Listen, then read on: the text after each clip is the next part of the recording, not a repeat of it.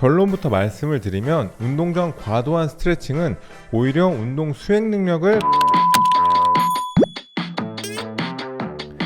Hey, what's up guys? 안녕하세요, 핏불리 문석기입니다. 이번 시간엔 구독자분들이 남겨주신 댓글 중 운동 전 스트레칭과 운동 통증에 대해 다뤄보도록 하겠습니다. 결론부터 말씀을 드리면 운동 전 과도한 스트레칭은 오히려 운동 수행 능력을 감소시킬 수 있습니다. 운동 전에 하면 좋은 스트레칭과 운동 후에 하면 좋은 스트레칭, 그리고 허리 통증이 있고 라운드 숄더 등 체형 불균형이 오신 분들이 하면 좋은 통증 관리법과 운동 전 스트레칭을 전부 다 알려드리는 시간을 갖도록 하겠습니다. 운동 전 스트레칭을 꼭 챙겨서 하시는 분이 있는 반면에 전혀 아예 안 하시는 분들도 분명히 있을 거예요. 스트레칭은 크게 정적 스트레칭과 동적 스트레칭으로 나눌 수가 있는데, 정적 스트레칭은 자세를 취하고 최소 30초 이상 움직임이 없이 일정 시간 동안 근육의 늘어남을 느끼는데 그 목적을 두고 있습니다. 대표적으로 햄스트링, 광배근, 흉근 등을 풀 때 정적 스트레칭을 많이 활용합니다. 동적 스트레칭은 움직이면서 관절의 가동 범위를 늘리는 데 의미를 두는데,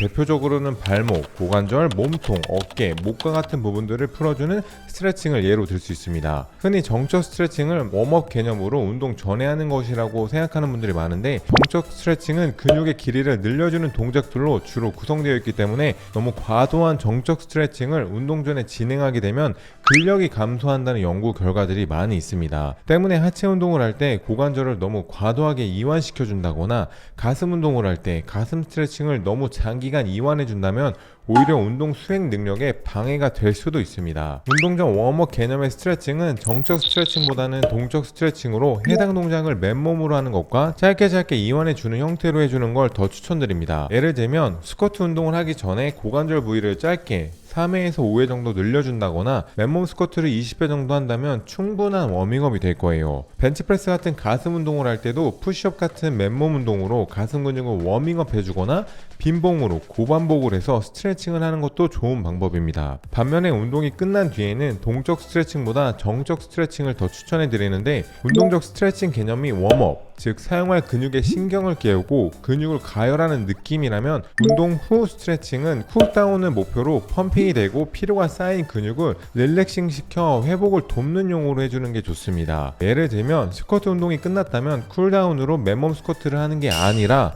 대퇴근을 늘려주는 스트레칭이나 폼롤러로 허벅지와 엉덩이 주변을 근막 이완해주는 게 정말 좋습니다. 등 운동을 했다면 광배근 스트레칭과 기립근을 늘려주시고 마사지 볼로 주변 근육을 풀어주는 게 아주 좋습니다. 많은 분들이 웜업은 진행하지만 쿨다운을 진행 안 하는 경우가 굉장히 많은데, 운동이 끝난 후 근막 이완과 스트레칭을 하는 것만으로도 젖산 피로물질 연소에 도움이 되고 근육 뭉침을 줄이고 근육통을 감소시키는데 큰 효과를 볼 수 있습니다. 이런 방법 이외에도 하루 정도는 아예 근막 이완과 스트레칭으로 컨디셔닝을 하는 날을 잡는 것도 저는 추천드리겠습니다. 실제로 힙서울 온라인 PT에서도 스트레칭과 근막 이완은 월, 수, 목 수업이 있는 날이 아닌 화요일과 금요일에 별도로 분리해서 컨디셔닝을 진행하고 있습니다. 그 온라인 PT 라이브 말고도 체형 교정이나 근막 이완도 저희가 영상을 제공하고 있는데, 그건 어떠셨어요? 일주일에 한 번씩 보내주시잖아요. 보통은 평균적으로 제가 스트레칭을 그렇게 많이 하는 편은 아닌데, 보내주실 때마다 하니까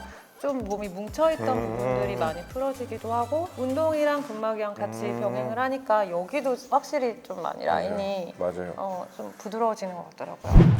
이렇게 웜업과 쿨다운을 하는데도 운동을 할 때 허리 통증이나 무릎 통증 같이 통증이 있으신 분들이 분명 있을 거예요. 원인은 정말 다양하지만 크게 보면 대부분 거북목, 라운드 숄더, 골반 비대칭, 그리고 척추 측만증 등의 자세 변형으로 인한 통증이 정말 많습니다. 이런 분들은 웨이트나 홈트 같은 운동을 할 때 제대로 된 자세가 나오지 않을 확률이 정말 높습니다. 자세의 변형으로 인해 근육의 길이가 변화하고 비정상적인 신체 패턴이 몸에 자리 잡았기 때문인데, 물론 정도가 심하면 꼭 병원을 내원해서 치료를 받아야 하겠지만, 그렇지 않다면 자신의 신체 상황에 맞게 운동 전에 스트레칭, 그리고 근막 이완 등을 병행해 주는 것만으로도 큰 효과를 볼 수 있습니다. 대표적으로 몇 가지 가지를 추천해 드릴 건데, 라운드 숄더나 거북목으로 인해 굳어있는 흉추를 열어주고 오래 앉아있어서 뻣뻣해진 고관절을 사용해 줄 수 있는 동작을 알려드릴게요. 운동 중 이렇게 동적 스트레칭을 적절히 활용해 준다면 관절의 가동 범위를 늘려 본 동작 때 원하는 부위에 자극을 주는데 분명히 도움을 받을 수 있을 겁니다. 첫 번째로 흉추를 열어줄 수 있는 동작입니다. 무릎을 90도로 구부리고 옆으로 누워줍니다. 두 팔을 가슴 앞에서 모아줍니다. 한쪽 팔은 바닥에 고정한 채로 바깥쪽 팔을 돌리며 가슴을 열어줍니다. 시선과 목은 팔을 따라 이동합니다. 다시 원래 자세로 돌아와 주세요. 두 번째로는 고관절을 열어줄 수 있는 동작입니다. 고블린 스쿼트 자세를 취해줍니다. 고블린 스쿼트 자세에서 그대로 고관절을 열어 아래로 앉아줍니다. 안트레범님 인터뷰를 해볼 건데 지금 굉장히 재밌는 게 옆에 남자친구분이 온라인 PT를 듣다가 같이 빠지셨대요. 지금 보니까 그래도 운동을 좀 하셨네요, 남자친구분도. 약 보더라고요. 운동을 해보셨던 분이라 약간 온라인 PT 강도에 대한 약간 그게 있는데 받아보시면은 다릅니다. 그럼 지금 어느 정도 감량을 하신 건가요? 55kg에서 46.5 1월부터 시작했어요. 평소에도 운동을 좀 하셨나요? 헬스장 끊어놓고 이제 아, 네, VIP셨네. 힙솔 온라인 PT랑 운동을 해보시니까 어떠셨어요?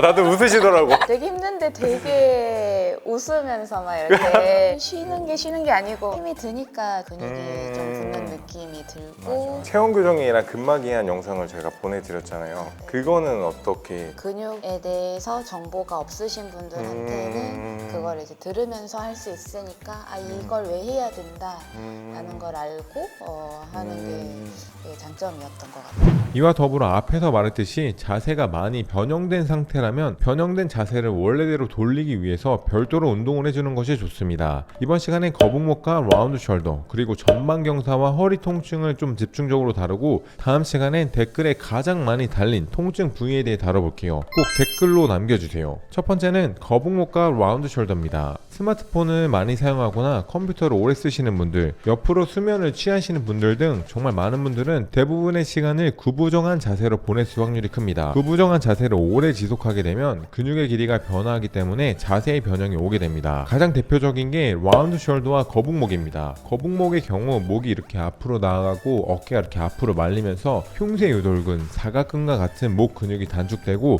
라운드 숄더의 경우 어깨뼈가 앞으로 말리면서 대흉근, 소흉근 같은 가슴 근육, 그리고 광배근, 상부 승모근이 단축되게 됩니다. 또 어깨의 안정성을 담당하는 하부 승모근, 중부 승모근과 정거근이 약화되어 있을 가능성이 큽니다. 정상적인 근육의 길이가 아닌 근육이 짧아진 상태에서 운동 동작을 하게 될 경우 원래 타겟한 부위가 아닌 다른 부위에 자극이 올 수도 있습니다. 예를 들어 원암 덤벨 로우를 했는데 광배근이 아닌 상부 승모근이 아프다던가, 덤벨 숄더 프레스를 했는데 이두근 혹은 상부 승모근이 아픈 경우가 분명 있을 거예요. 또 이런 분들은 견갑골과 위팔뼈 사이에 리듬이 깨져 견갑골과 위팔뼈 사이에서 충돌이 발생하고 어깨에서 자꾸 소리가 난다거나 어깨 앞부분이 불편하거나 찝힘이 발생할 수도 있습니다. 이런 분들은 본 운동 전 정적 스트레칭으로 흉쇄 유돌근 스트레칭, 사각근 스트레칭, 소흉근 스트레칭을 운동 전에 진행해 주시면 진짜 정말 좋습니다. 어깨 충돌 증후군이 있는 분들이라면 정거근 운동, 하부 승모근 운동, 회전 근개 운동을 별도로 해주시면 좋습니다. 두 번째는 전방 경사입니다. 전방 경사란 쉽게 설명드리면 오리 엉덩이 체형으로 실제로 저희 힙스월 온라인 PT 회원분들 중에서도 정말 많은 사무직 분들이 골반이 전방 경사되어 있어요. 의자에 오래 앉아 있다 보니 복부에 힘을 제대로 주지 못하고 앞쪽 근육이 짧아지는 증상입니다. 이런 자세가 지속이 되면 무게중심이 앞쪽으로 이동된 상태이기 때문에 하체 운동을 진행할 때 앞쪽 허벅지에만 자꾸 자극이 느껴질 수 있어요. 또 살을 빼더라도 아랫배는 살이 남아있을 수 있습니다. 이런 분들은 정적 스트레칭으로 장요근 스트레칭을 운동 전에 진행해 주시면 좋습니다. 또 골반의 경사를 제자리로 돌려줄 수 있는 운동들을 병행해 주면 좋습니다. 세 번째는 허리 통증입니다. 허리는 팔꿈치 관절이나 무릎 관절처럼 가동 범위가 큰 관절이 아닙니다. 과도한 가동 범위를 사용해서 운동을 하시는 분들이 있는데 그러면 손상을 입거나